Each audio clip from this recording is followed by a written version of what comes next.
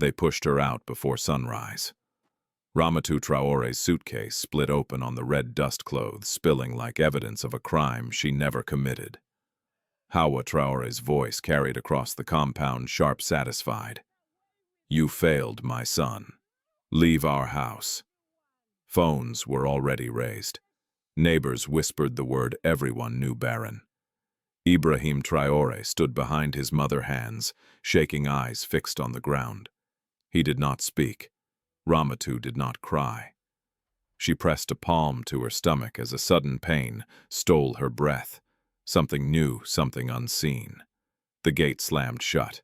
Laughter followed her down the road. 9 months later, engines purred at that same gate. Ramatou stepped out first. 2 babies rested in her arms. And the woman who had cursed her fell to her knees before a truth she could no longer bury. Before we continue, where are you watching from today and what time is it there right now? Tell us in the comments. And if stories of justice, healing, and hope speak to you, please subscribe so you don't miss what comes next. The city of Bamako woke early as it always did. By the time the sun crept over the low concrete roofs, women were already sweeping dust from their doorsteps. Taxis honked impatiently along the main road, and the smell of fried dough drifted from roadside stalls. Life moved forward with a stubborn rhythm, indifferent to private pain. Ramatou Traore used to love mornings like this. She had married Ibrahim Traore 8 years earlier, when hope still felt light enough to carry. Back then, she would wake before him, wrap her hair neatly and hum while preparing breakfast. Ibrahim worked as an accountant for a mid-sized import company near the river. He wasn't rich, but he was respected. And for a long time, that was enough. Their home sat within a family compound owned by Ibrahim's mother, Hawa Traore, a woman whose authority extended far beyond the walls of her house. Hawa was known in the neighborhood as disciplined, prayerful, and formidable. People lowered their voices when she passed. She had buried her husband young and raised her children alone, and she never let anyone forget the sacrifice. From the very beginning, Hawa had made one expectation clear: a grandson. At first the pressure arrived gently. Hawa would smile thinly and ask Ramatou about her health. She would suggest herbs, special soups, and early morning prayers. She would remind her that patience was a virtue, especially for a wife. Ramatou listened. She obeyed. She tried everything. Each month that passed without a pregnancy tightened something unseen around her chest. She began to measure time, not in days but in disappointments. The silence after each missed hope grew heavier, more accusing. Ibrahim noticed, but he did not know how to fight his mother. He loved Ramatou, this was true. In the privacy of their small bedroom, he would take her hands and promise that children were a blessing from God, not a product to be demanded. He would tell her she was enough. Yet when morning came and Hawa called him into her room with that familiar tone of command, his courage thinned. Hawa never shouted at first. She didn't need to. She spoke with certainty, with the calm authority of someone who believed the world owed her obedience. A woman's pride, she told Ibrahim one evening, is her womb. Without it, a marriage is empty. Ramatou overheard those words from the kitchen. They landed quietly, but they stayed. Soon the whispers spread beyond the compound. At the mosque, women paused when Ramatou approached. At the market, sellers offered pity instead of warmth. The word Barren followed her like a shadow, never spoken directly to her face, but always present. Still, she endured. She took on more work in the house. She kept her head lowered. She fasted longer, prayed harder. At night, she pressed her face into her pillow so Ibrahim wouldn't hear her cry. What she didn't know, what no one told her, was that Hawa had already decided the ending of this story. To Hawa, patience had limits, and lineage was everything. In her mind, Ramatou's worth had expired. The turning point came during a family gathering meant to celebrate a distant cousin's newborn. The compound buzzed with laughter, with babies passed from arm to arm like proof of success. Hawa watched Ramatou closely that day, her gaze sharp and measuring. When the women gathered under the mango tree, Hawa spoke. Some women, she said casually, enter a family only to block its future. The silence that followed was not confusion. Everyone knew who she meant. Ramatou felt the heat rise in her face. She did not respond. She did not look up. She focused on the baby in her arms, a boy with wide eyes and a steady heartbeat against her chest, and wondered why love could be so easily turned into a weapon. That night, Ibrahim argued with his mother for the first time. Their voices carried through the compound walls, low but tense. Hawa accused him of weakness. Ibrahim accused her of cruelty. But Hawa ended the conversation the way she always did, by reminding him who owned the house, who paid his school fees, who controlled the family name. "You can choose your wife," she said coldly, "but you cannot erase your blood." Ibrahim went back to Ramatou in silence. He lay beside her without touching her, his back turned, trapped between loyalty and fear. Ramatou understood without words that something had shifted and that whatever came next would not be gentle. Days later, Hawa announced a decision. Ramatou would be taken to a private clinic across town for proper tests. Hawa insisted she knew the doctor personally, Dr. Salif Kouyaté, a man with a polished office and a reputation for discretion. It was presented not as an option, but as an order. Ramatou wanted to refuse. Something inside her resisted the certainty with which Hawa spoke the way the decision had already been made, without her consent. But refusing would mean open defiance, and she was not ready for that war. At the clinic, Dr. Koyat barely looked at her. He asked few questions. He took blood-ordered scans and sent her home without explanation. The results came quickly. Too quickly. Hawa read the papers aloud that evening, her voice steady, almost satisfied. "Confirmed infertility," she said. "Permanent." The word echoed in Ramatou's ears as if it had weight. Ibrahim stared at the document, his face pale. He asked no questions. He did not challenge the result. He did not notice the absence of signatures, the inconsistencies in dates, the speed of a conclusion that should have taken months. Ramatou noticed everything, but she said nothing.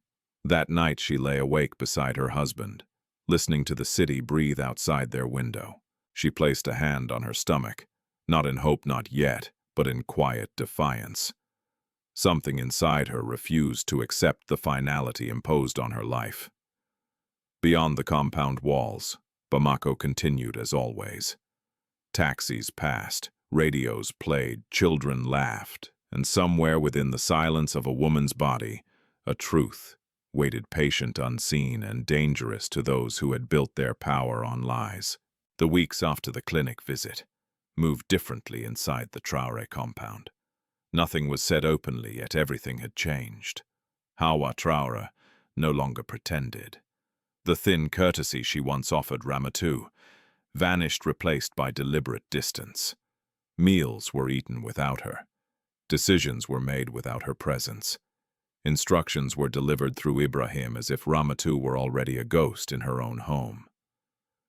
When neighbors came to visit, Hawa did not lower her voice. "She has tried," Hawa would say, folding her hands calmly. "But God did not choose her womb for our family." The words were spoken with the confidence of someone announcing bad weather, unfortunate but final. Ramatou learned the sound of shame before it was spoken. She felt it in the way conversation stopped when she entered a room. In the way eyes slid away from her face. In the way women who once borrowed salt from her kitchen now crossed the courtyard without greeting.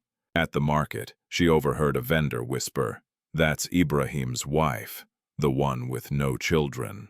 Ramatou kept walking.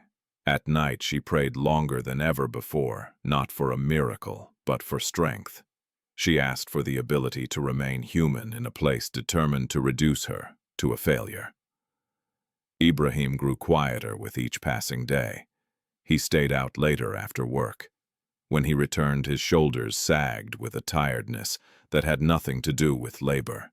He avoided Ramatou's eyes, not because he blamed her, but because he did not know how to look at her without confronting his own weakness. Once, as they prepared for bed, Ramatou finally spoke. "Do you believe it?" she asked softly. Ibrahim froze. "Believe what? That I am finished," she said. "That my body is useless." He did not answer immediately. When he did, his voice was strained. The doctor said, "The doctor spoke to your mother."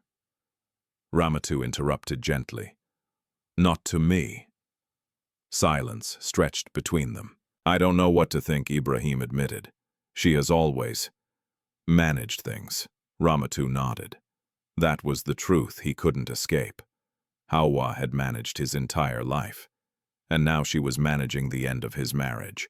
The next humiliation came disguised as tradition. Hawa announced a family meeting. Elders, uncles, aunts, and respected neighbors invited to sit under the large neem tree at the center of the compound. Plastic chairs were arranged in a circle. Tea was poured. The atmosphere was formal, serious. Ramatou was not invited to sit. She stood at the edge of the gathering hands, folded eyes lowered as if she were the subject of a case rather than a person. Hawa spoke first. "We are here because a problem has persisted in this house," she began. "I have waited, I have prayed, I have shown patience, but patience does not erase reality." She held up the medical report. "This woman cannot give us children." Murmurs followed, some sympathetic, others judgmental. An elderly uncle cleared his throat. "Has the husband been tested as well?" Hawa's eyes flashed. "My son is not the problem. No one challenged her." Ramatou felt the injustice burn through her chest. She wanted to speak, to ask why Ibrahim had never been tested, why her voice was absent from her own fate. But years of conditioning held her still. Speaking out would not bring justice here. It would only confirm her disrespect. Finally, Hawa turned to her. "Ramatou," she said sharply, "come forward." Ramatou stepped into the circle. "Kneel," Hawa ordered. For a moment, the world narrowed to a single choice. Ramatou could refuse. She could stand. She could walk away. Instead, she knelt. The ground was hard beneath her knees. The humiliation was worse. Hawa addressed the elders. "You see, she understands her place." Ramatou felt something fracture inside her, not loudly, not dramatically, but irreversibly. From that day on, her position in the house was no longer that of a wife. She became a tolerated presence, a reminder of failure. And Hawa was not finished. Within days, she began bringing up names. Zainab Bello she mentioned casually at breakfast. Such a respectful girl, strong family, fertile blood. Ibrahim stiffened. Ramatou remained silent. Hawa continued carefully, persistently. She spoke of second marriages as if they were simple repairs. She framed it as mercy keeping Ramatou, while allowing another woman to give children. But the tone soon changed. "What use is a wife who cannot fulfill her duty?" Hawa asked one evening, looking directly at Ramatou. "Do you expect us to carry your emptiness forever?" That night, Ibrahim raised his voice again. "Enough," he said, his hands trembling. "She is still my wife." Hawa laughed a short, humorless sound. "Then be prepared to lose everything with her," she replied. She reminded him of the house, the inheritance, the family business connections, the name Traore. "You were not raised to end our line," she said. "Choose wisely." The ultimatum hung in the air. Ramatou listened from behind the curtain, her heart pounding. For the first time, she realized the truth. This was no longer about children. It was about control, and Hawa Traore did not lose. Days later, Hawa arranged another visit to Dr. Kuyat, this time without Ramatou's consent. She returned with fresh documents, more definitive language, colder conclusions. Permanent, she emphasized. Irreversible. Ibrahim read the papers in silence. That night, he did not come to bed. Ramatou sat alone on the mattress, tracing the faint cracks in the wall with her finger. She felt something unfamiliar stir inside her. Not hope, not yet, but resistance. They wanted her to disappear, quietly, to accept the narrative written for her. But somewhere beneath the weight of humiliation, a quiet certainty began to form. This story was not over, and whatever truth lived inside her body, whatever future waited unseen, it would not obey Hawa Traore's commands. The second visit to Dr. Salif Kuyat did not happen by invitation. Ramatou learned about it the same way she had learned about most decisions concerning her body after they had already been made. Hawa Traore called for her just after noon, when the compound lay heavy under the sun and the radios had fallen quiet. The older woman sat upright on her carved wooden chair, prayer beads wrapped tightly around her fingers. "You are going back to the clinic," Hawa said without preamble. Ramatou paused in the doorway. "I already went." Hawa's eyes lifted slowly. "You will go again." There was no anger in her tone. That was what frightened Ramatou most. Anger suggested emotion. This was certainty. "I want to speak to the doctor myself this time," Ramatou said carefully. Hawa smiled a thin, deliberate line. "You will hear what you need to hear." They arrived at the private clinic in a black car Hawa had borrowed from a cousin. The building stood behind high walls, clean and quiet, far removed from the chaos of public hospitals. Inside, the air smelled of disinfectant and money. Dr. Kuyat greeted Hawa warmly. He barely acknowledged Ramatou. She was led into the examination room alone. The nurse avoided her eyes. Machines hummed. Tests were repeated without explanation. No one asked how she felt. No one asked for consent beyond a curt instruction to lie still. When it was over, Dr. Kuyat spoke to Hawa in his office. The door remained closed. Ramatou waited in the corridor, hands folded in her lap, listening to the faint murmur of voices behind the wall. She caught fragments, medical terms, clipped reassurances, the soft rustle of paper. After what felt like hours, Hawa emerged, her face composed. "It is confirmed," she announced. "There is nothing to be done." Ramatou stood. "May I see the report?" Hawa hesitated just for a second. Then she handed it over. Ramatou scanned the pages slowly. She was not a doctor, but she had learned to read details. Dates were inconsistent. Some results appeared copied. A signature looked rushed. "This says I was tested 3 months ago," Ramatou said quietly. "But that visit never happened." Hawa's gaze hardened. "Are you questioning a professional?" "I am questioning my life," Ramatou replied. The slap came without warning. It was not hard enough to knock her down. It was meant to remind her of boundaries. "You are questioning my authority," Hawa said coldly. "That is your real illness." On the drive home, neither woman spoke. That night, Ibrahim was summoned. Hawa spread the documents on the table like evidence in a trial. She spoke calmly, thoroughly explaining the conclusions, the permanence, the inevitability. "There is no need for more delays," she said. "We must move forward." Ibrahim's face was drawn. He looked from the papers to Ramatou, who stood near the wall, her cheek still faintly red. "I want another opinion," he said weakly. Hawa shook her head. "Denial will not give you children." Ramatou waited for him to defend her, to ask why she had not been allowed to speak to the doctor, to notice the inconsistencies she had pointed out. He did none of those things. The silence was louder than the slap. The days that followed were heavy with preparation. Not for healing, but for removal. Hawa began rearranging the house. She reassigned rooms. She spoke openly of making space. Ramatou's belongings were subtly pushed aside. Drawers she had always used were suddenly locked. One afternoon, Hawa introduced Zainab Bello. Zainab arrived with her mother dressed modestly, eyes lowered in practiced humility. She was younger than Ramatou, her skin smooth, her posture eager. She greeted Hawa with reverence, and Ibrahim with shy deference. Ramatou watched from the doorway as Hawa praised Zainab's upbringing, her strong bloodline, her willingness to serve. "This is how a wife honors a home," Hawa said, pointedly. Zainab smiled politely at Ramatou, a smile filled with pity more than malice. She had been told a story about the woman she was replacing, and she believed it. That evening, Hawa spoke plainly. "You will be divorced," she told Ramatou, quietly, respectfully. "I will ensure you are not disgraced."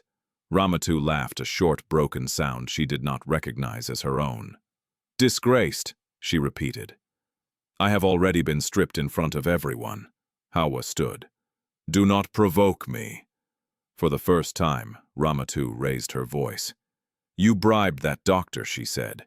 "You decided I was barren before you ever tested your son." The room froze. Ibrahim looked up sharply. What Hawa's face darkened.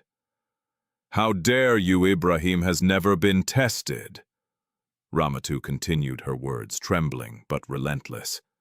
"Never once. You never allowed it." Ibrahim stared at his mother. "Is that true?" Hawa turned on him.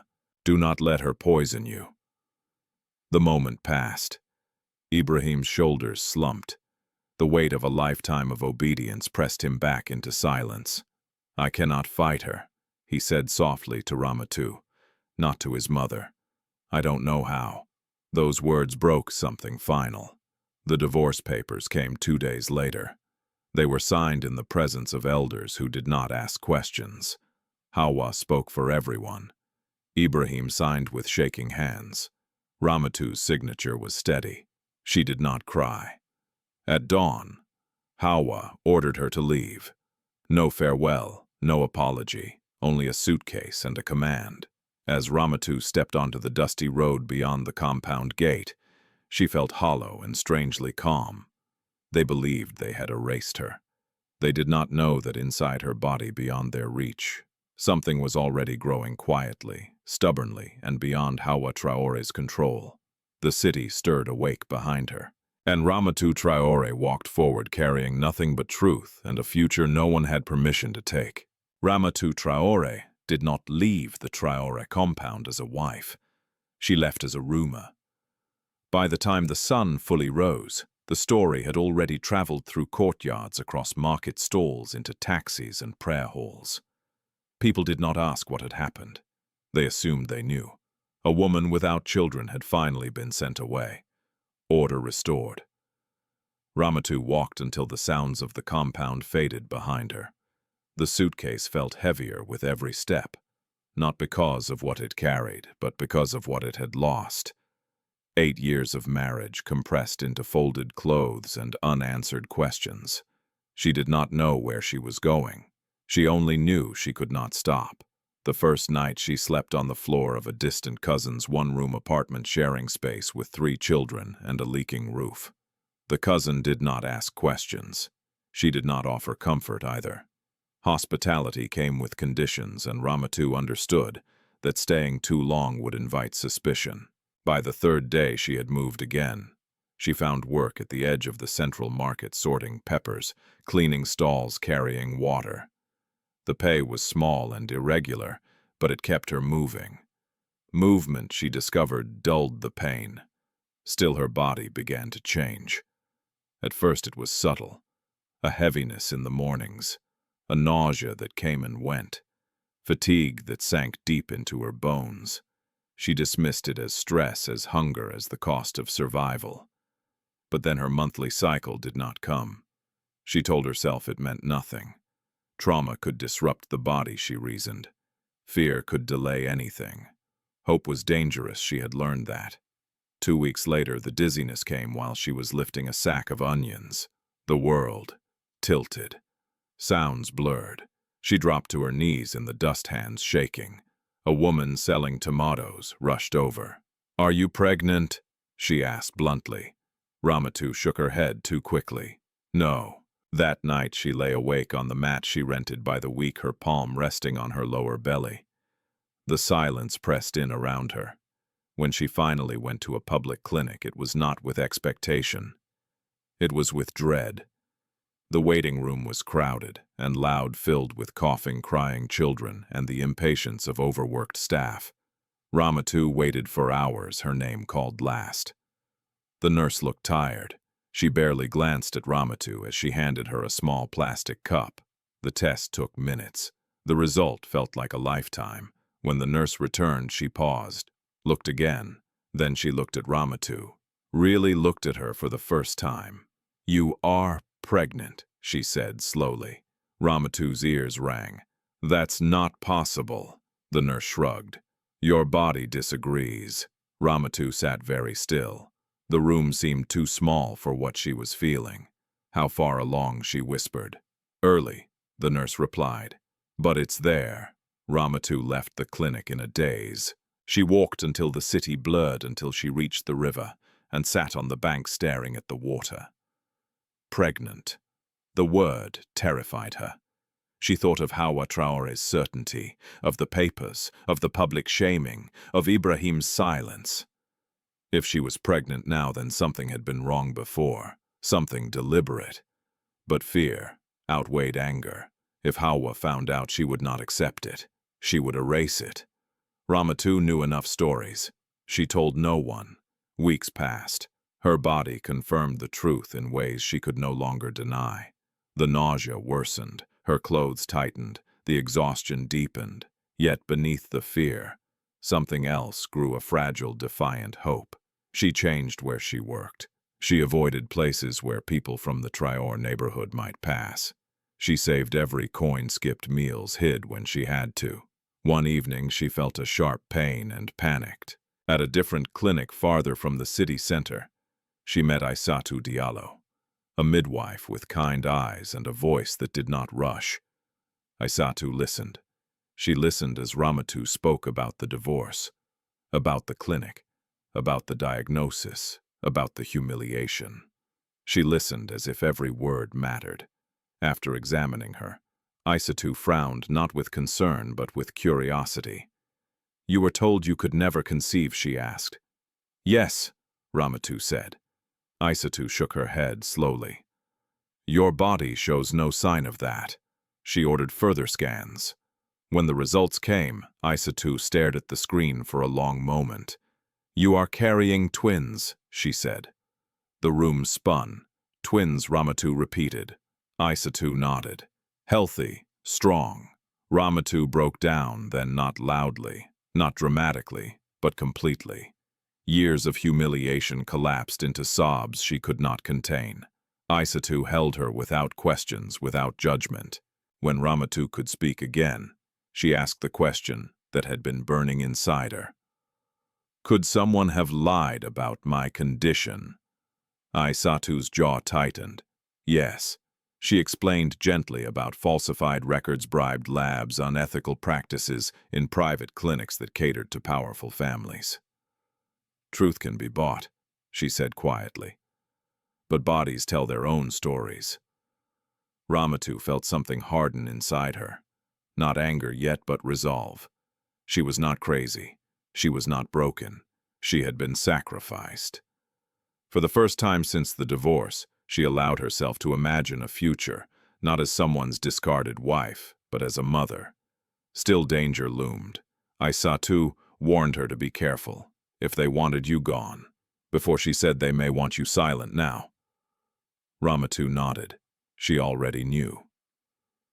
That night, as she lay on her mat, hands resting over the life growing within her, she made a promise, not to revenge, not to confrontation, but to protection. She would survive. She would carry these children to term, and when the time came, when truth could no longer be denied, she would return. Not to beg, but to stand. Because some lies only collapse when life itself walks back through the door. Survival became Ramatou Traore's daily discipline. After the shock of discovering the twins, fear did not disappear, it sharpened. Every sound felt louder. Every unfamiliar face carried possibility. She learned to read danger in small details, a question asked too casually, a look held too long, a name spoken with curiosity instead of kindness. She moved again. This time she rented a narrow room behind a tailoring shop in a different district, far from the Traore compound. Far from the markets, where gossip traveled faster than buses. The room had no windows, only a rusted fan and a thin mattress, but it had privacy. And privacy, she learned, was safety. Ramatou found work, washing dishes at a roadside eatery in the mornings and selling boiled groundnuts in the evenings. The hours were long, the pay uneven, but the routine steadied her. She kept her head down. She avoided conversations that drifted toward personal histories. When asked about her family, she said only, "They are far." Her body changed quickly. By the end of the second month, the nausea had eased, replaced by a deep hunger that frightened her. She worried constantly about food, about strength, about whether stress could harm the babies. She followed Aissatou Diallo's instructions, carefully drank water, rested, when she could return for checkups under a different name. Each visit confirmed the same truth. 2 heartbeats, steady, alive. Yet joy came cautiously wrapped in anxiety.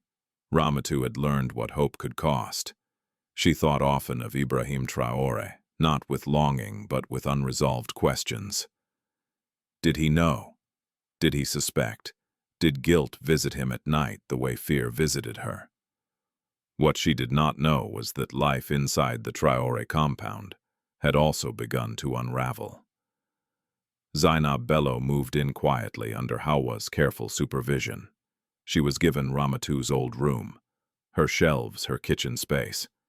Hawa watched her closely, correcting her posture, her speech, her cooking. "This is how a wife behaves," Hawa instructed. "This is how a womb prepares." But months passed. Zainab did not conceive. At first, Hawa dismissed it as time. She increased the pressure, herbs, prayers, visits to the same clinic that had once condemned Ramatou. Dr. Kuyat assured her all was well. Ibrahim watched from the margins, the doubt he had buried beginning to resurface. Late one evening, he found himself standing outside the locked room that had once been his with Ramatou. He remembered her quiet habits, the way she folded clothes, the way she listened more than she spoke. He remembered her question, "Do you believe it?" The papers Hawa had waved so confidently began to feel thin. Ibrahim asked Dr. Kuyat a question he had never been allowed to ask before. "What about me?" The doctor hesitated. That hesitation planted a seed. Meanwhile, Ramatou's world shrank to essentials. She stopped attending crowded clinics.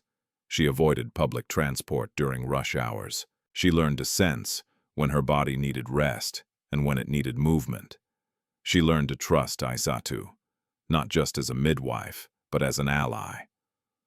Aissatou, in turn, began to investigate quietly. She requested copies of Ramatou's old medical records through professional channels.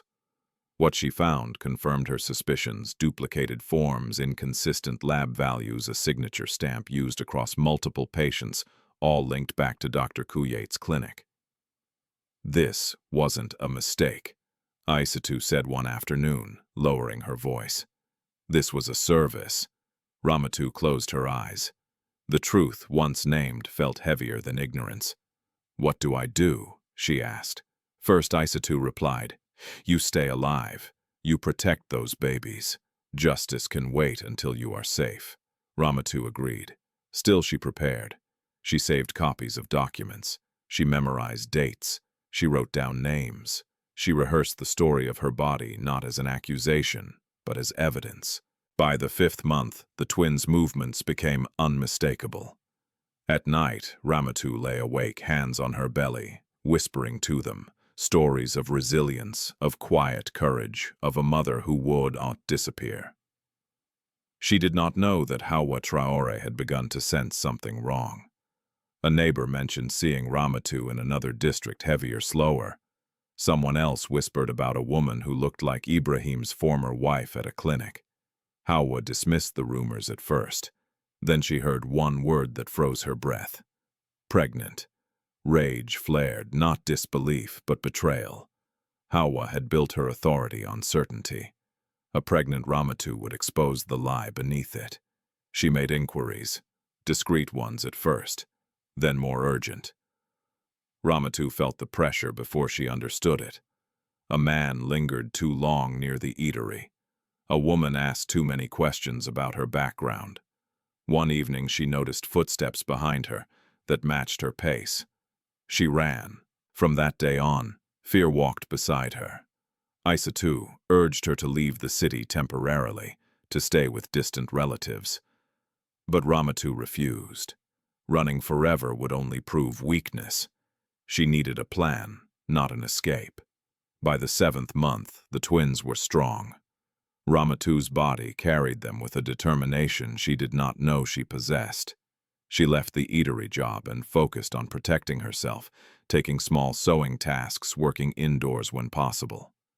Ibrahim's doubt finally broke into action. He demanded his own tests. The results arrived quietly, normal, perfectly capable. The room spun not with joy but with horror. For the first time, Ibrahim saw the truth. Clearly, Ramatou had not failed him. He had failed her. When he confronted Hawa, she did not deny it. "I did what was necessary," she said calmly. "Families require sacrifice. She was sacrificed," Ibrahim replied. Hawa's eyes hardened. Then she should have stayed gone. But she hadn't. And soon, very soon, Ramatou Traore would no longer be able to hide. As her belly grew so, did the inevitability of truth. And truth, once carried this far, was not something Hawa Traore could silence forever. By the beginning of her 8th month, Ramatou Traore's world had narrowed to 3 things: breath movement and vigilance. Her belly was unmistakable now, round, heavy, impossible to deny. The twins moved often, as if impatient with the silence their mother had imposed on the world around them. Each kick reminded her that hiding had an expiration date. Aissatou Diallo watched her closely during every visit. "You are strong," the midwife said one afternoon as she adjusted the monitor. "But strength does not mean you must stand alone." Ramatou smiled faintly.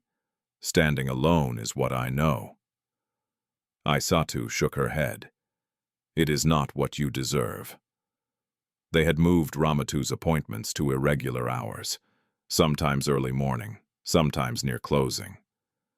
Aissatou logged her under a different surname and limited who had access to her file. It was not foolproof, but it bought time. Time, however, was becoming the most dangerous thing. News had reached the Traore compound with increasing clarity. Hawa Traore no longer dismissed the rumors. She had sent a relative to confirm them. The man returned pale and shaken. "She is heavy with child," he reported. "Very heavy. And people say, too." Hawa's hand tightened around her prayer beads. "Too." The word struck her like an insult. That night she did not sleep. In her mind, the future she had controlled so carefully began to fracture. If Ramatou returned visibly pregnant, if she gave birth, the lie Hawa had built her authority upon would crumble. Questions would come, respect would dissolve, her control over Ibrahim would weaken. She decided the risk was unacceptable. The next day, 2 men were instructed to find Ramatou. Not to harm her, Hawa insisted, just to bring her in, to settle things privately away from eyes and gossip. But control had already slipped further than Hawa realized. Ramatou felt the danger sharpen one evening as she walked home from Aissatou's clinic. The street was quieter than usual, the air heavy. Halfway down the block, she noticed a motorcycle idling too long. A man watched her with open interest. She turned sharply into a side alley. The motorcycle followed. Her heart pounded. She clutched her belly and ran, ignoring the pain, the weight, the breath tearing from her lungs.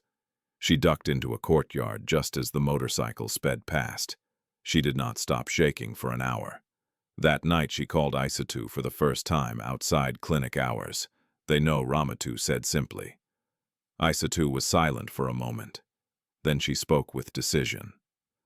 "Then we stop waiting." They met the next morning at a small cafe near the hospital.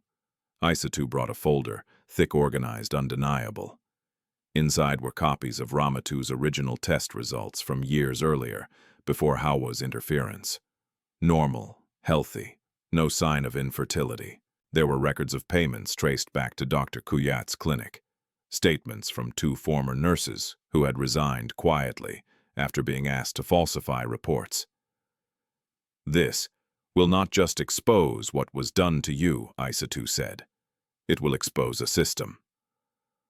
Ramatou stared at the documents, her hands trembling. "And Ibrahim?" she asked. "He has already asked questions," Isatou replied. "And men who ask questions eventually choose sides." Ramatou closed her eyes. She did not know whether she wanted Ibrahim's support anymore. Too much damage had been done. Yet she knew his testimony would matter. They decided to prepare for a public confrontation. Not immediately. Not recklessly.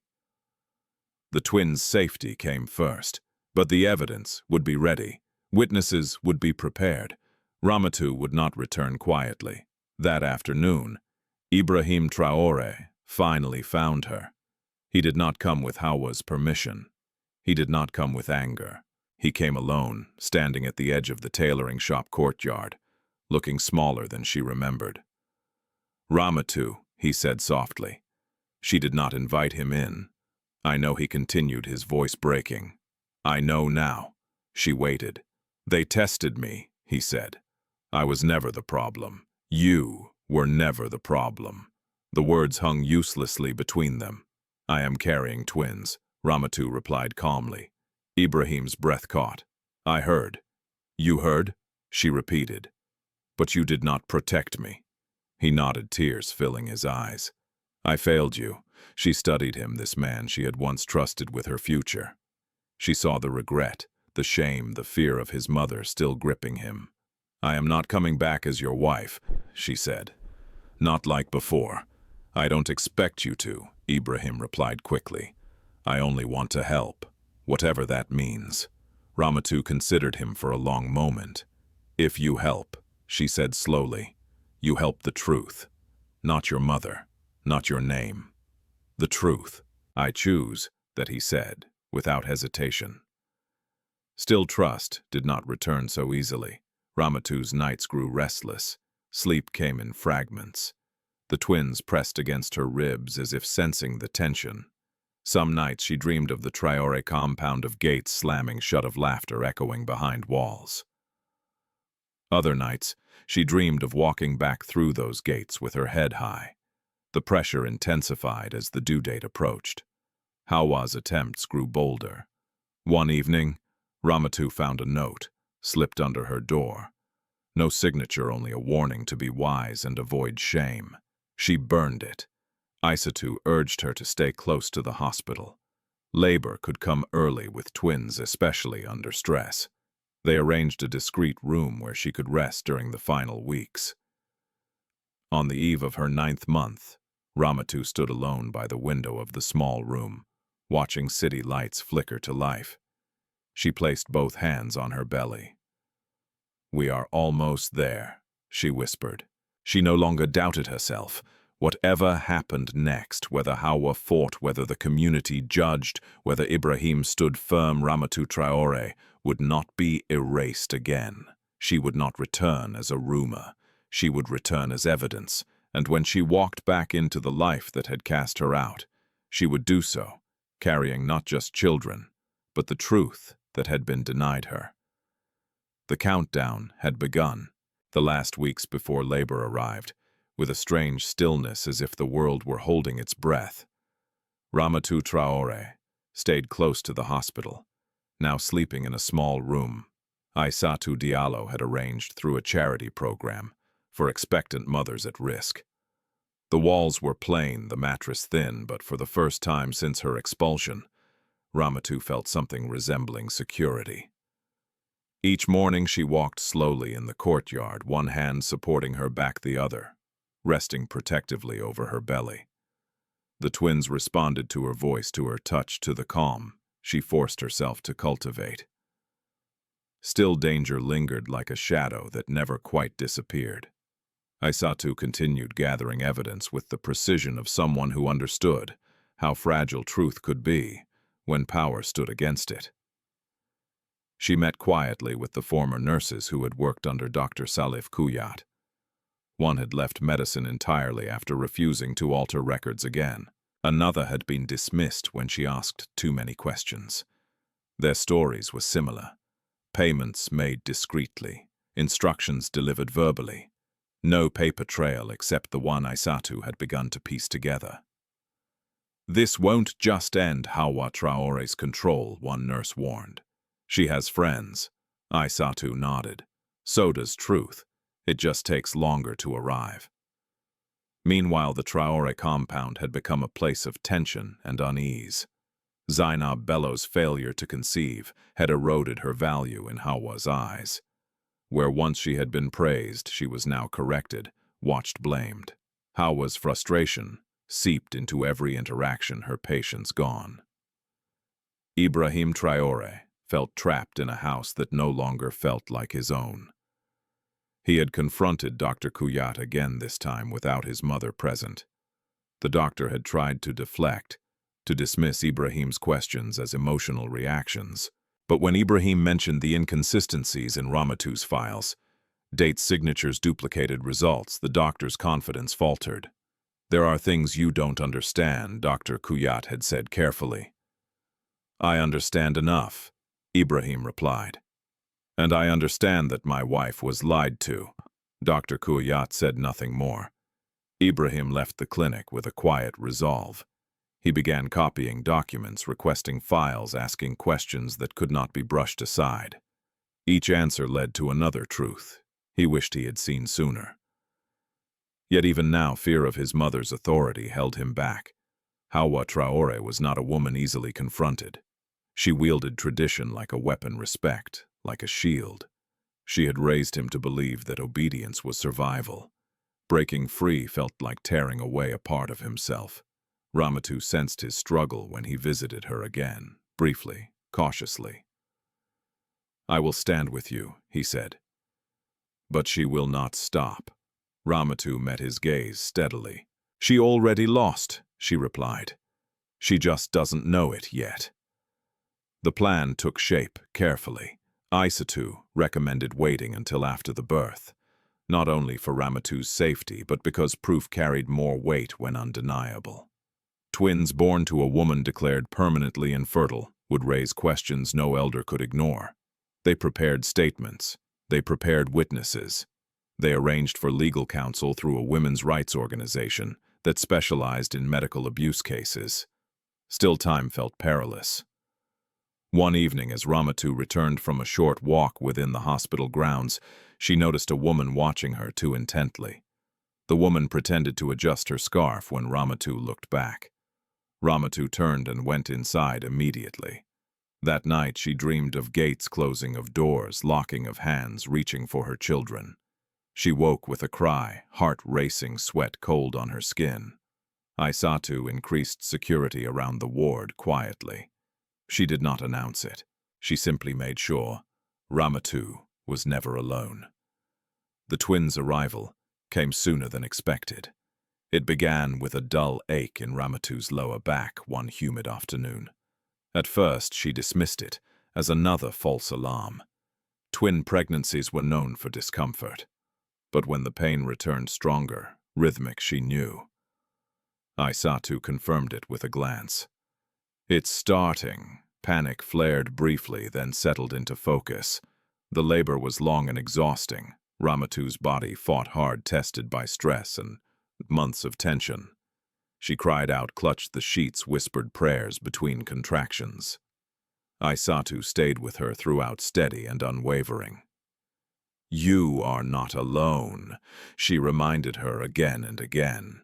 In the early hours of the morning, as the city slept, The first twin arrived, a boy, strong-lunged, demanding the world with his cry. Ramatou sobbed as he was placed on her chest. Minutes later, the second followed, smaller, quieter, but just as alive.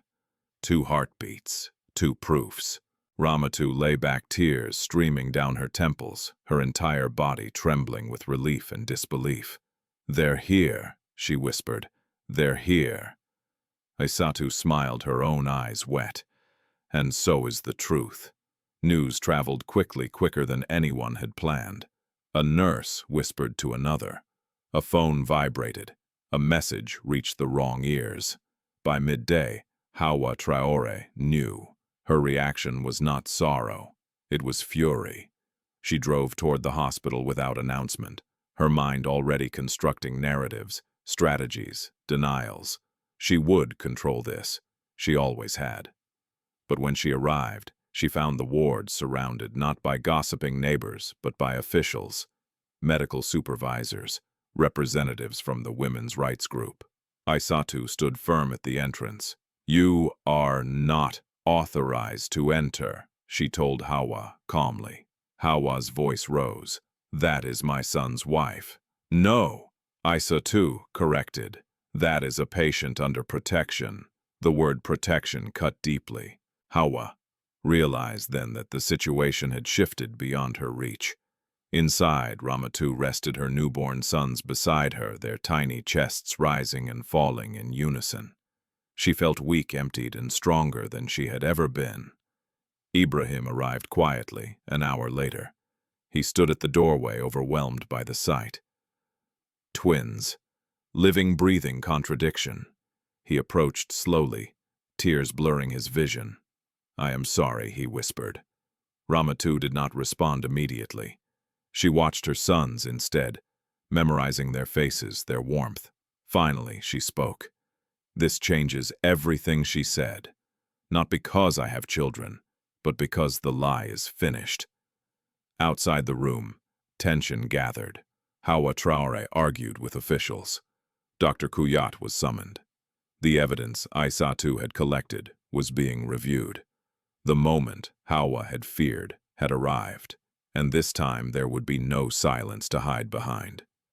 Because truth once born does not stay quiet. The birth of the twins did not bring peace, it brought exposure. By the second day, the hospital corridor outside Ramatou Traore's room had become a narrow battleground of whispers and authority. Administrators came and went. A legal officer from the women's rights organization reviewed files in silence. Nurses spoke in hushed tones, careful not to attract attention. The air felt charged, as if the walls themselves understood that something irreversible was unfolding. Ramatou Traore did not leave. She sat rigidly in a plastic chair near the entrance, her back straight, her face composed in the way only practiced control could manage. To anyone watching, she appeared calm, but inside her chest, certainty was cracking. Dr. Salif Kuyate arrived late that afternoon, summoned by a message that did not allow refusal. He wore his white coat like armor, but the confidence he once carried had thinned. His eyes darted to Hawa, then away, as if seeking guidance that did not come. When the medical supervisor asked him to explain the inconsistencies in Ramatou's past records, he spoke carefully, too carefully. "There may have been administrative errors," he said. "Private clinics manage many files." Aissatou Diallo placed a document on the table. "This stamp," she said evenly, "appears on 6 infertility reports issued within the same month, all for women related to influential families, all declared permanently infertile. 2 of those women later conceived." The room stilled. Dr. Kuyat swallowed. "Coincidence." Aissatou slid another page forward. "And these payments." Silence stretched. Hawa stood abruptly. "This is an attack," she declared. "On my family, on our name." The legal officer looked up. "It is an investigation, madam. Names do not exempt anyone from truth." Hawa's gaze flicked to Ibrahim Traore, who stood near the wall, arms crossed, jaw tight. For the first time, he did not move to her side. Tell them, Hawa commanded. Tell them she is lying. Ibrahim said nothing. That silence struck harder than accusation. In the days that followed, the story spilled beyond the hospital, not in the way Hawa would have chosen, quietly, controllably, but with momentum she could not restrain. The words twins and Barren appeared together in conversations across the city, creating confusion that demanded explanation. Elders from the Traore family requested a meeting. It was arranged at a neutral hall, public enough to discourage threats, formal enough to demand respect. Hawa arrived early, dressed in her finest wrapper, head held high. She took her seat at the center, surrounded by relatives who avoided her eyes. Ramatou did not attend. Not yet. Ibrahim entered alone, carrying a folder. His hands trembled as he sat, but his resolve did not waver. When asked to speak, he stood slowly. "My former wife was declared infertile without my testing," he said plainly. "That declaration was used to force a divorce. It was false." A murmur rippled through the room. Hawa rose. "You are confused," she said sharply. "Grief has made you foolish." Ibrahim opened the folder. "These are my test results," he said. "Normal, always have been." The room went quiet. An elder leaned forward. "Why was this not done before?" Ibrahim's voice dropped. "Because my mother forbade it." Gasps followed. Hawa's face hardened. "You would disgrace me publicly," she hissed. "You disgraced her," Ibrahim replied, his voice shaking but steady. "And I allowed it." The elders requested the medical records. The copies Aissatou had prepared were distributed. Dates, payments, signatures, patterns that could no longer be ignored. Hawa protested loudly, accusing conspiracies, jealousy, betrayal. But each interruption only confirmed what the elders now saw, clearly. Power misused, truth suppressed, a woman discarded. The meeting ended without resolution, but the balance had shifted. For the first time, Hawa Traore left a gathering without control. Back at the hospital, Ramatou listened to the updates with quiet detachment. She held her sons, one sleeping heavily, the other alert and watchful, and felt something unexpected. Relief did not come first. What came was grief. She mourned the years she had lived under a lie, the nights she had blamed herself, the silence she had endured. Justice did not erase those losses. It only named them. Ibrahim visited that evening. He stood near the door, unsure of his place. "They are talking," he said. "The elders, the authorities." Ramatou nodded. "Talking is easy. I want to make it right," he said. "I don't expect forgiveness. I don't expect anything." She looked at him, then really looked at him. She saw remorse. She also saw the cost of his delay. "Do you understand what you took from me?" she asked quietly. "Yes," he whispered, "and I will carry it." That was not reconciliation. It was accountability. Outside, Hawa Traore fought back in the only way she knew, by asserting dominance where she still could. She spread counter-rumors. She accused Ramatou of deception. She implied immoral behavior, questioned paternity, attacked Aissatou's credibility. But the ground beneath her was no longer firm. Authorities requested Dr. Kuyat's cooperation. His clinic was audited, his phone records reviewed. The pressure mounted, and with it, his composure fractured. Late one night, he confessed to minimize his own consequences. He said to following instructions from clients with influence. Names were mentioned, payments confirmed. Hawa Traore's name appeared repeatedly. When news reached her, she did not cry. She grew still. In her mind, she replayed the moment she had believed herself untouchable, the day she ordered Ramatou to kneel, the day she slapped her, the day she sent her away before dawn. Those moments now returned as evidence. For the first time, Hawa Traore felt something unfamiliar. Fear. Ramatou was discharged a week later, her sons wrapped securely against her chest. Cameras waited outside the hospital gates, not for spectacle, but for clarity. She walked past them without speaking. Her chin lifted, her steps measured. She did not need to explain herself. The truth was already walking beside her. And somewhere between the hospital doors and the waiting world beyond, the story of Ramatou Traore crossed a line from private injustice to public reckoning. The confrontation everyone had avoided was no longer a question of if, only when. Ramatou Traore did not return to the Traore compound after leaving the hospital. She went somewhere quieter.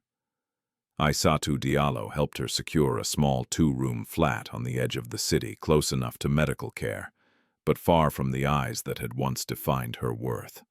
The building was old, the paint peeling, but sunlight reached the floor in the mornings. For Ramatou, that mattered. The twins adjusted quickly. One slept deeply, as if catching up on months of waiting. The other watched the world with unsettling alertness, his eyes tracking every sound. Ramatou learned their rhythms, their different cries, the way their bodies curled toward her warmth. Motherhood came without ceremony. No visitors crowded the room. No gifts arrived from the Traore family. There was only the quiet work of keeping 2 fragile lives alive and the slow return of Ramatou's own sense of self. Aissatou visited often, checking on the babies, on Ramatou's healing, on her spirit. "You are doing well," she said one morning, watching Ramatou nurse them with practiced calm. "I am surviving," Ramatou replied. "That is different." Outside the flat, the story continued to grow. The investigation into Dr. Salif Koyate expanded. Other women came forward, hesitant at first, then bolder as their stories echoed Ramatou's. Different families, similar diagnoses, the same clinic, the same certainty delivered without explanation. What had once been a personal injustice now revealed a pattern. Local radio stations began to discuss it. Community leaders spoke carefully, balancing tradition with accountability. Some defended Hawa Traore's intentions, citing lineage and cultural pressure. Others condemned her methods openly. "She played God with a woman's body," one caller said during a radio debate. "That is not tradition. That is cruelty." Hawa Traore stayed inside her compound. Neighbors noticed. Invitations stopped arriving. When she did appear at the mosque, people shifted uncomfortably, unsure how to greet her. Respect, once automatic, now required explanation. At home, Zainab Bello packed her belongings quietly. Hawa did not stop her. "You did not give me a child," Hawa said flatly. "I have no use for you." Zainab left without argument, tears staining her scarf. She had entered the marriage believing she was chosen. She left understanding she had been used. The house felt emptier than ever. Ibrahim Traore moved out shortly after. He rented a small room near his workplace and avoided the compound except when necessary. For the first time in his life, he experienced the weight of independence and the loneliness that came with it. He visited Ramatou's flat twice that month. Each visit was brief, respectful, restrained. He brought supplies, diapers, formula medicines, not as offerings, but as responsibility. He did not linger. He did not ask for forgiveness. One afternoon, as he prepared to leave, Ramatou stopped him. "I will not return to the marriage," she said calmly. "Not now. Possibly not ever." "I know," Ibrahim replied. "That is not why I am here." "Then understand this," she continued. "My children will not grow under control. Not yours, not your mother's. If you wish to be in their lives, it will be as a father who stands, not one who hides." He nodded slowly. "I am learning how to stand." For the first time, Ramatou believed him. Still, the final confrontation loomed. Authorities requested a formal community hearing, one that would include elders, legal representatives, medical officials, and family members. It would not be a trial in the strictest sense, but its consequences would be real. Reputations would fall, privileges would be questioned. Hawa Traore was summoned. She resisted at first. Claimed illness, claimed insult, claimed conspiracy. None of it stopped the process. The date was set. Ramatou was asked to attend. Aissatou explained the importance carefully. "Your presence matters," she said. Not to shame her, but to anchor the truth. Ramatou hesitated. She had built a fragile peace in the quiet of her new life. Facing Hawa again meant reopening wounds she had just begun to close. Yet she understood what absence could be interpreted as. Silence had once been used against her. She would not offer it again. In the days leading up to the hearing, Ramatou prepared not her appearance, but her heart. She rehearsed her words with Aissatou, not to dramatize them, but to keep them steady. She wrote down dates, events, questions that had never been answered. Most importantly, she decided what she would not do. She would not beg. She would not shout. She would not allow herself to be reduced again. The night before the hearing, Ramatou stood by the window of her flat, the city lights stretching endlessly beyond her view. The twins slept beside her, their breathing slow and synchronized. "You changed everything," she whispered to them. "Not because you arrived, but because you proved I was never broken." Across the city, Ramatou Traore sat alone in her room, her prayer beads lying untouched on the table. She stared at the wall, replaying her choices, not with regret, but with calculation. She still believed she could control the outcome. She always had. But the world she had ruled quietly was changing, and tomorrow, control would no longer belong to the loudest voice in the room. It would belong to the truth spoken plainly by the woman who had survived long enough to carry it back. TPTCUCU VITD 1000 to 1200 T Theoquidnh PHN 11. The day of the community hearing arrived without ceremony. There were no banners, no announcements in the streets. Yet by early morning, people were already gathering outside the municipal hall, vendors, pretending to sell fruit, neighbors, lingering longer than necessary, drivers, slowing to watch who entered and who did not. Everyone knew something significant was about to be decided. Ramatou Traore arrived quietly. She wore a simple dress loose enough to move freely, neat enough to command respect. The twins were not with her.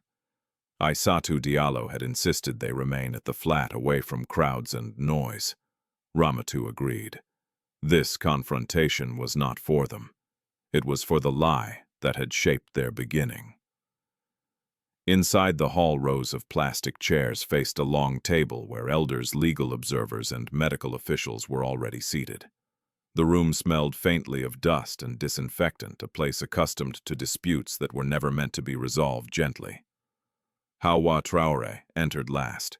Her presence shifted the air immediately.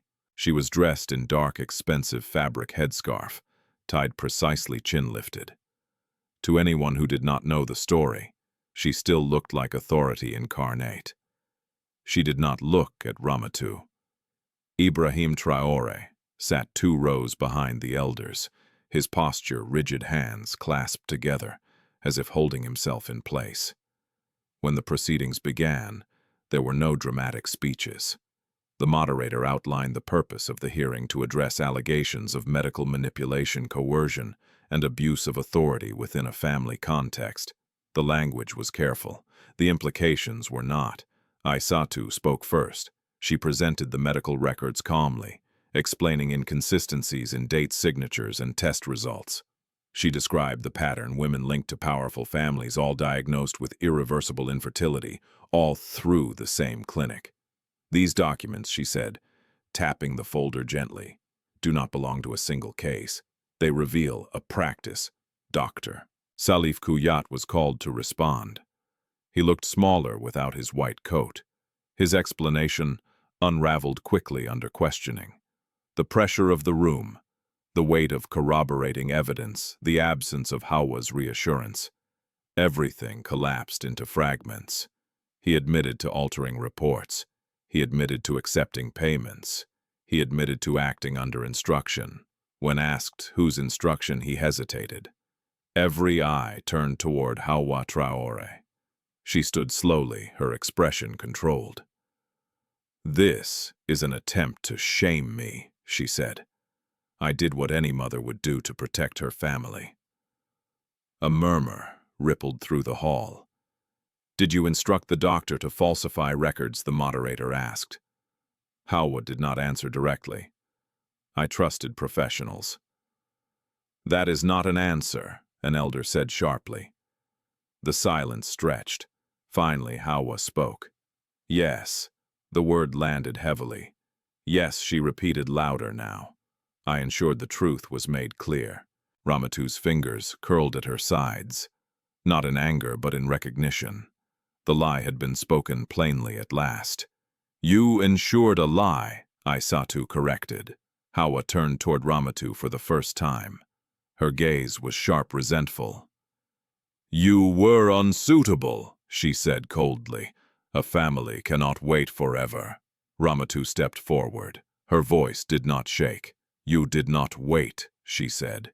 "You decided." The hall stilled. "You never tested your son," Ramatou continued. "You never asked my consent. You erased my voice and called it tradition." Hawa scoffed. "You would have been grateful if you had remained." Ramatou held her ground.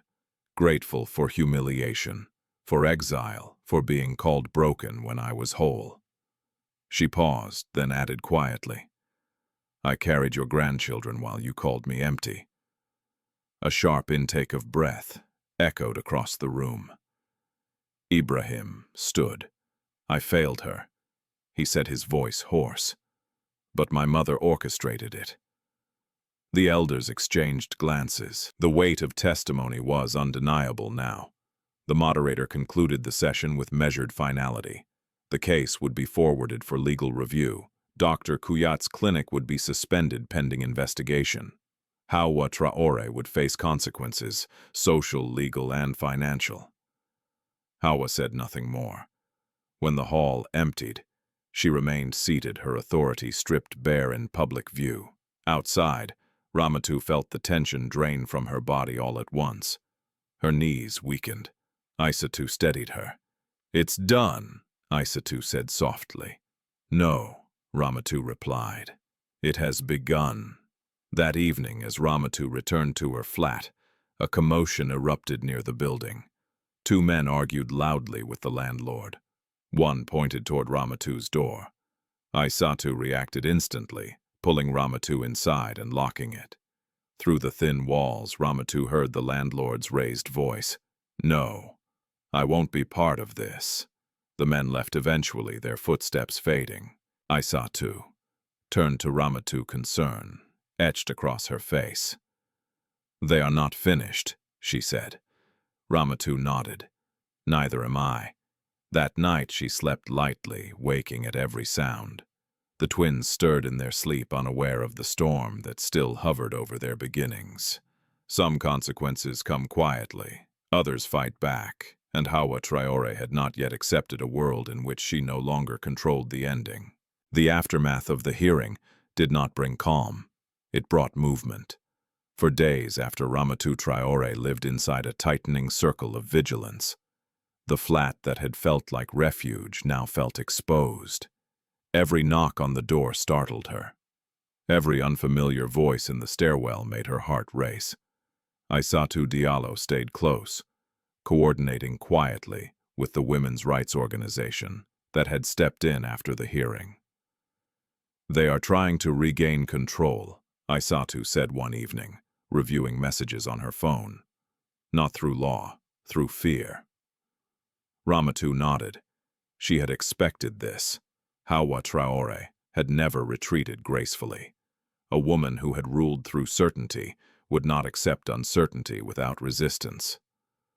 2 days after the hearing, a notice arrived, anonymous, slipped under the door. It accused Ramatou of fraud, of manipulating medical staff, of deceiving Ibrahim and the community for financial gain. The language was clumsy, but deliberate. Aissatou read it once and folded it away. "This is not for the courts," she said. "It's for intimidation." The landlord, once indifferent, began asking questions about Ramatou's visitors. Neighbors grew curious. The city, which had watched her humiliation silently months earlier, was watching again, this time unsure which story to believe. Ramatou understood the pattern. When truth threatens power, confusion becomes a weapon. The women's rights organization advised relocation, temporary housing, security, distance. Ramatou considered it carefully, then refused. If I disappear now, she said, they will say I ran because I lied. You have children, the lawyer reminded her gently, and they deserve a mother who does not retreat from truth, Ramatou replied. Still, precautions were taken. Isatou arranged for a night guard near the building. Ibrahim contributed quietly, paying for locks, lighting, and a small alarm system. He did not present it as protection, only responsibility. The investigation deepened. Dr. Salif Koyati's confession had opened doors authorities could no longer close. Files were seized. Former patients were contacted. Patterns emerged that went beyond Hawa Traore's case. What had begun as a family scandal was now exposing a network of exploitation built on silence and fear. Hawa Traore responded with fury. She summoned relatives. She demanded loyalty. She accused Ibrahim of betrayal and Ramatou of witchcraft. She spoke of curses and disrespect, of a world turned upside down because a woman refused her place. But the responses were different now. Some relatives listened politely and left. Others challenged her outright. A few remained loyal, but fewer than she expected. Respect, she learned too late, was not indestructible. Ibrahim felt the shift acutely. He was called to another meeting, this one smaller, more private. Elders asked him questions he had never been asked before: why he had stayed silent, why he had allowed injustice to continue what he intended to do now. I cannot undo what I allowed, he said, but I can stand where I should have stood. They listened. They did not absolve him, but they did not dismiss him either. Meanwhile, Ramatou prepared for the final stage, not legal but communal. Isatou explained it carefully. In our society, law matters, but acknowledgement matters too. There must be a public reckoning, one that restores your dignity. The elders proposed a reconciliation forum, not to force forgiveness but to close the wound openly. Hawa Traore would be required to attend. So would Ibrahim. So would Ramatou if she agreed. Ramatou hesitated. Facing Hawa again meant reliving the power imbalance that had once crushed her, but avoiding it would allow the lie to linger in whispers and half-truths. I will attend, she said finally, on my terms. The terms were clear. She would speak uninterrupted. She would not kneel. She would not apologize. Her children would not be present. And any attempt at intimidation would end the forum immediately. The elders agreed. The date was set. The night before, Ramatou barely slept. She paced the small flat, checking on the twins, touching their foreheads, grounding herself in their warmth. You don't need to remember this, she whispered to them. I do. Outside, the city hummed indifferent and alive. The forum took place in the open courtyard of a community center, neutral ground. Chairs were arranged in a semicircle. Elders sat at the front. Community members stood behind them, drawn by the gravity of unfinished justice. Hawa Traore arrived, flanked by two relatives. She wore white, the color of purity and authority. Her expression was stern, defiant. Ramatou arrived with Isatou and the lawyer. She wore no symbols, just herself. When invited to speak, Hawa stood first. She spoke of tradition, of pressure, of lineage, of fear. She framed her actions as necessary, even regrettable, but justified. She did not apologize. When she finished, murmurs rippled through the crowd. Then Ramatou stood. She did not raise her voice. I was married into this family with hope, she began. I was faithful, I was patient, I was silent. She described the clinic visits, the humiliation, the kneeling, the slap, the dawn expulsion. She named dates, words, actions. She did not embellish. She did not accuse wildly. I was called empty, she said, but my body carried life while lies were written about me. She paused, letting the words settle. I am not here to beg for acceptance. I am here to reclaim my name. The elders nodded gravely. When Ibrahim spoke, his voice broke. He accepted responsibility. He acknowledged his silence as harm. He did not ask Ramatou to return. He asked only to be allowed to do better. The forum ended without spectacle. No shouting, no collapse. But something shifted. Hawa Traore left without acknowledgement from the elders. No blessing followed her steps. No greetings met her gaze. Authority, once unquestioned, evaporated in the quiet. That night, as Ramatou returned home, exhaustion washed over her, but beneath it a deep, steady calm. The lie had been confronted from every angle. There was only one final consequence left, one Hawa could no longer avoid. Because power taken through deception does not simply fade. It answers to truth, to community, and to time. And time at last was no longer on her side. Hawa Traore did not disappear after the forum. She retreated. And retreat for a woman like Hawa was never surrender. It was recalculation. For several days, the city felt strangely quiet. No rumors, no new accusations, no sudden visitors. The absence itself unsettled Ramatou Traore, more than open hostility ever had. Silence, she had learned, was often the space where danger reorganized itself. Aissatou Diallo sensed it too. "They are waiting," she said one morning as she helped Ramatou bathe the twins.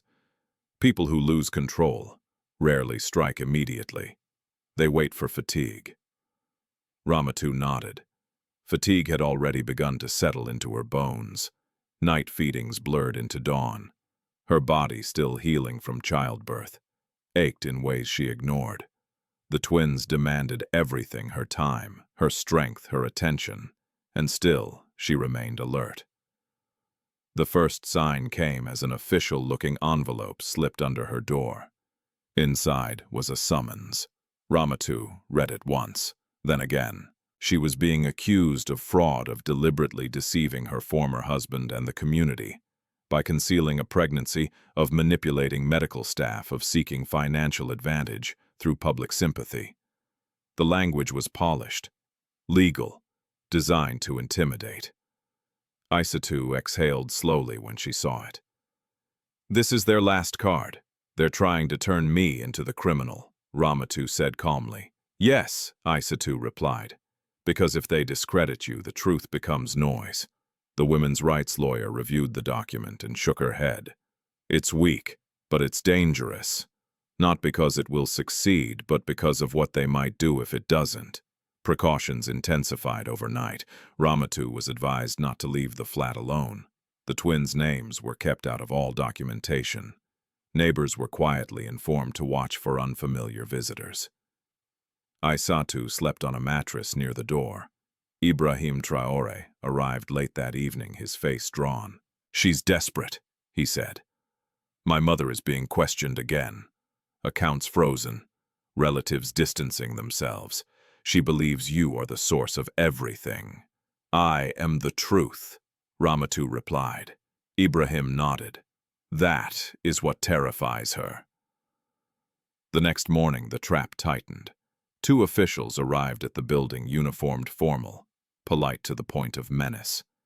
They requested to speak with Ramatou regarding the summons.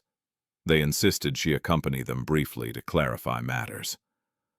Aissatou intervened immediately, producing legal documentation, demanding proper procedure, questioning jurisdiction. The officials exchanged glances and backed down, but not before delivering a warning.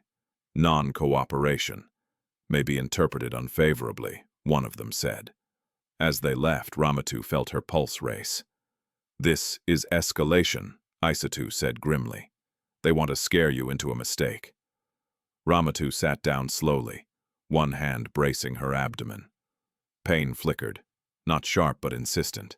Her body reminded her that resilience had limits. That afternoon, a neighbor rushed upstairs breathless.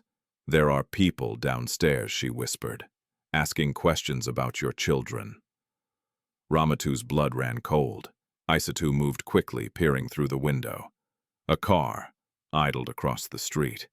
Two men stood nearby, watching the building with poorly disguised interest.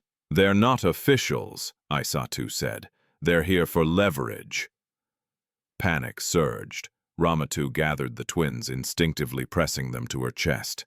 Her heart pounded so violently, she feared they could feel it. "We leave," Aissatou said. "Now." They did not take the stairs. They slipped through the back exit, moving quietly, Ramatou's steps slow and careful. Each movement sent a dull ache through her body, but fear propelled her forward. The car engine started behind them. They ran. Ramatou's breath came in ragged gasps. Sweat drenched her back. The twins stirred, sensing distress. Her legs shook, threatening to give way. A sudden sharp pain seized her lower abdomen. She cried out and stumbled. Aissatou caught her just in time. "Stop," she said urgently. "You're hurting yourself."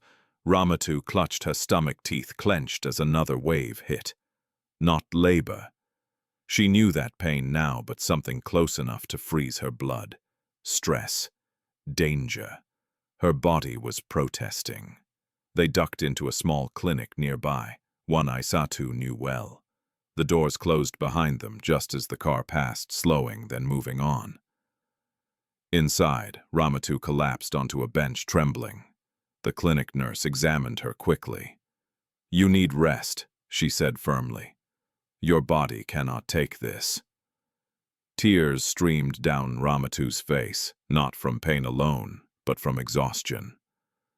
For the first time since the twins' birth, she felt the edges of fear cutting into her resolve.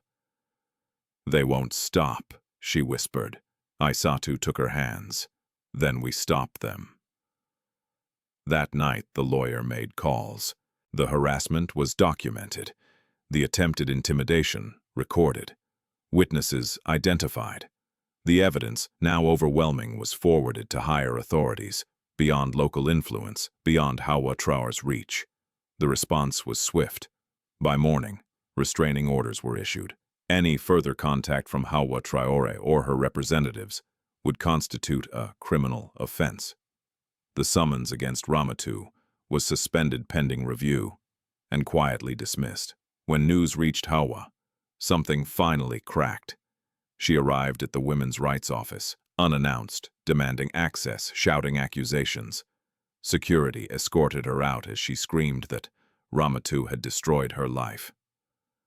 For the first time, no one listened. Ramatou heard about the incident later from Ibrahim.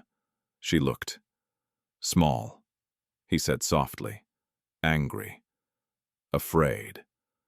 Ramatou felt no triumph, only a deep, aching sadness. That evening, as she lay in bed, the twins sleeping beside her, Ramatou placed a hand over her chest and breathed slowly. She had survived exile. She had survived lies. She had survived fear. Now the story was nearing its final turn. Not through violence, not through collapse, but through consequence.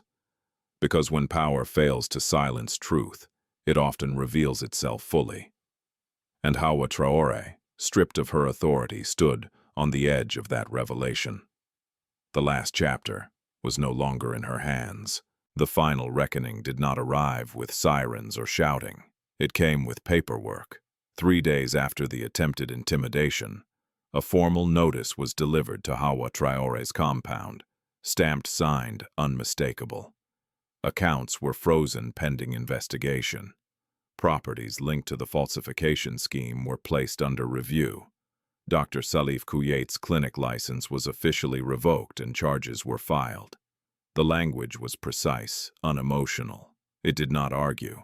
It concluded. Hawa read the notice alone in her sitting room, the afternoon light slanting across the floor she had once ruled like a throne. For a long time she did not move. Control had always been her armor. Now it lay useless at her feet. Word spread quickly, not as gossip this time, but as confirmation. Elders who had once deferred to Hawa's certainty now spoke in measured tones about accountability. Neighbors who had feared her temper avoided her gate. Invitations ceased. The house felt hollow, too large for one woman, and her certainty. The elders requested one last appearance, not to accuse, not to argue, to close the matter in the eyes of the community. Hawa resisted at first, then relented. Pride had lost its footing. Survival demanded compliance. The date was set for a final assembly, short, formal, decisive. Ramatou Traore was asked to attend. She hesitated. Her body had not fully recovered from the stress of the chase. Sleep came in pieces. The twins sensed her tension and cried more often. Aissatou urged caution. "This is the peak," Aissatou said. "You do not owe anyone your presence." Ramatou looked at her sons, one curled into a tight ball, the other stretching his fingers as if testing the world. She felt the weight of what they would one day ask, not with words but with eyes. "I will go," she said. "Not to fight, to finish." The assembly was held at the same community center, but the arrangement had changed. Chairs were aligned in orderly rows. Elders sat together at the front, papers in hand. There were fewer onlookers. Curiosity had given way to gravity. Hawa arrived early. Her steps slower than before. She wore no jewelry. Her scarf was plain. Authority had drained from her posture, leaving behind an older woman carrying the cost of her choices. Ramatou arrived quietly, accompanied by Aissatou and the lawyer. She wore a simple dress and carried a folder, not for show but for closure. The moderator opened with brief remarks. The findings were summarized: falsified medical records, coercion, abuse of influence, intimidation attempts. Consequences were named. Legal processes would continue. Social restitution would follow. Hawa was invited to speak. She stood. For a moment it seemed she might unleash the same defenses she had used all her life: tradition, fear, righteousness. Instead, her voice came out brittle. "I acted to protect my family," she said. "I believed control was care." An elder leaned forward. "Control without consent is harm." Hawa's gaze flicked to Ramatou, no longer sharp but searching. "I did not think she would survive," she said quietly. "I did not think she would return." Ramatou stood. She did not raise her voice. She did not step forward. "I returned because I was never gone," she said. "You tried to erase me. You failed." A murmur passed through the room. Not approval, not condemnation, but recognition. "I am not here to demand punishment," Ramatou continued. "The law will do its work. I am here to end the lie." She opened her folder and placed a single page on the table. Aissatou's summary of her medical history, clean and clear. Then she added a photograph: 2 newborn faces wrapped in white. "These are my sons," she said. "They are not proof of my worth. They are proof that you were wrong." Silence settled. Hawa's shoulders sagged. For the first time, the image she had protected cracked completely. Tears gathered, not the dramatic kind, but the quiet, humiliating kind that arrive when power leaves no room to hide. "I am sorry," she said finally. The words sounded unfamiliar in her mouth. Ramatou nodded once. "I accept your apology," she said. "Not to restore you, to release myself." Ibrahim Traore stood then, his voice steady. "I will support my children," he said. "I will do so openly, responsibly, without control, and I will live with the cost of my silence." The elders concluded the assembly with a brief statement of closure. No applause followed, no spectacle. Justice rarely needed noise. Outside, the air felt lighter. Ramatou exhaled as if she had been holding her breath for years. Aissatou squeezed her hand. "It's over," she said. Ramatou shook her head gently. "It's complete." That evening she returned home to her flat. The twins greeted her with soft cries, as if checking she was real. She lifted them one by one, pressing her face into their warm necks. Later, as dusk fell, a car pulled up outside. Ibrahim stepped out, carrying 2 small boxes. He did not enter without permission. When Ramatou nodded, he placed the boxes on the table. Birth certificates, properly filed, bearing the children's names. "They are recognized," Harry said. "No conditions." Ramatou studied the documents, then met his eyes. "Thank you," he nodded, "for letting me do one thing right." Across the city, Hawa Traore sat alone in her house, the walls echoing with absence. Control had not protected her. Fear had not saved her. The line she had drawn through another woman's life had returned to cross her own.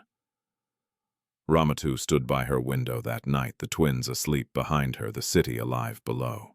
She felt no triumph, only a steady calm. The truth had reached its peak, not with revenge, but with clarity. And clarity, once achieved, did not need to shout. The weeks that followed the final assembly unfolded without drama, and that was how Ramatou Traore knew the storm had truly passed. Life did not return to what it had been. It became something else, quieter, firmer, shaped by boundaries that had once been denied. Ramatou settled into a rhythm with her sons. Mornings began before sunrise, when the city still yawned and radios hummed softly through thin walls. She learned which twin preferred warmth and which preferred space, which cry meant hunger and which meant comfort. Motherhood no longer felt like proof or protest. It felt like presence. Aissatou Diallo continued to visit, sometimes with medical checklists, sometimes with nothing more than tea and silence.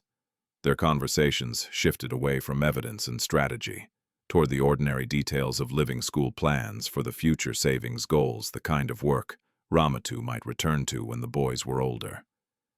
"You don't need to rush," Aissatou reminded her. "You have earned time." Ramatou smiled at that. Time had once been a weapon used against her. Now it felt like a gift. Ibrahim Traore kept his distance respectfully and consistently. He came by on scheduled days, never unannounced, bringing supplies and updates. He asked permission before holding the boys. When Ramatou said no, he accepted it. When she said yes, he held them with care that was quiet and deliberate. He enrolled in counseling offered through his workplace, something he would have once dismissed as weakness. He spoke less and listened more. The change did not erase the past, but it altered the present. One afternoon, as the twins slept, Ibrahim spoke plainly. "I am not asking to return," he said. "I am asking to be accountable." Ramatou considered him for a long moment. "Accountability is not proximity," she replied. "It's consistency." "I understand," he said. And for the first time she believed he truly did. The legal processes continued steadily. Dr. Salif Kouyat's case moved forward without obstruction. The women who had been silenced found voices in each other. Clinics revised their protocols. Oversight increased. The story, once reduced to whispers about a barren wife, had become a cautionary lesson taught in professional spaces. Hawa Traore withdrew from public life.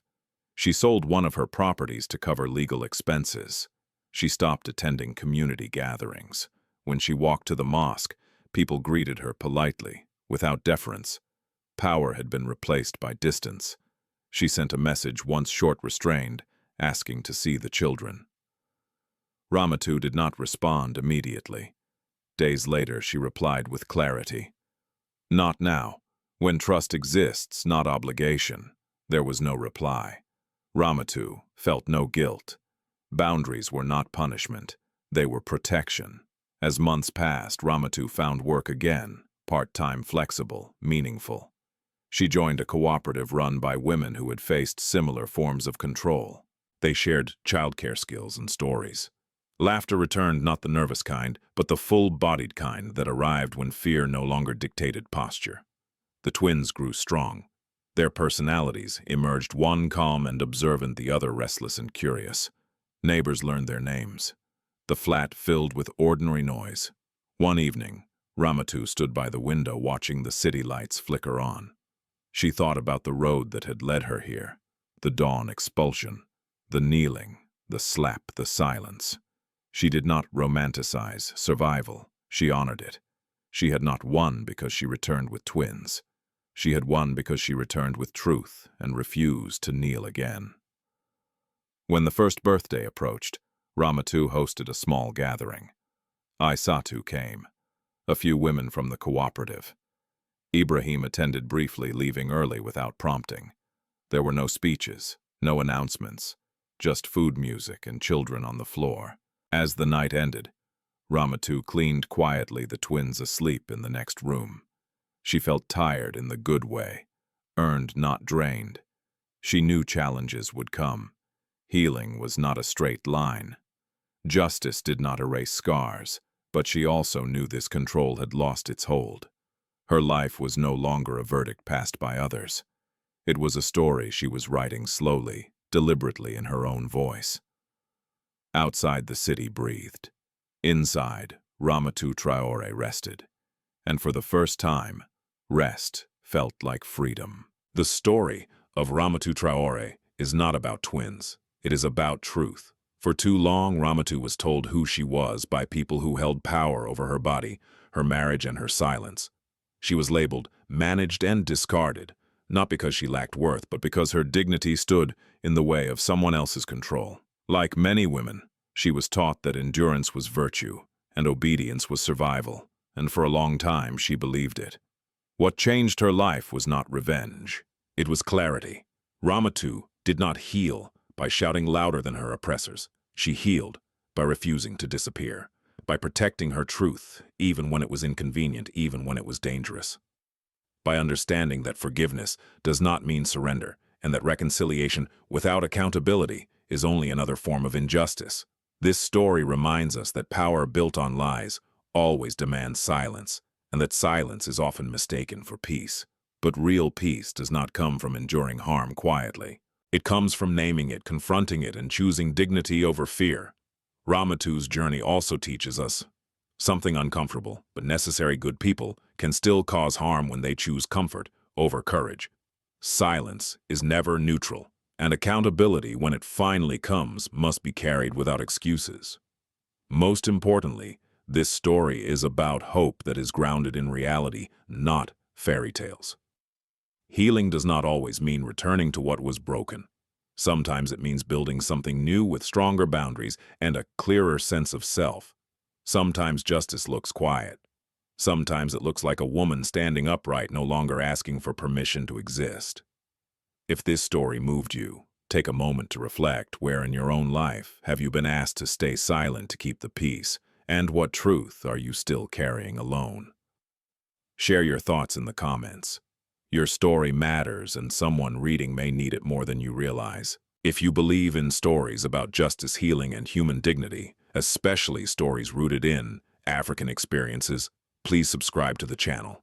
Like and share this video so it can reach others who need to hear that they are not broken, not invisible, and never alone.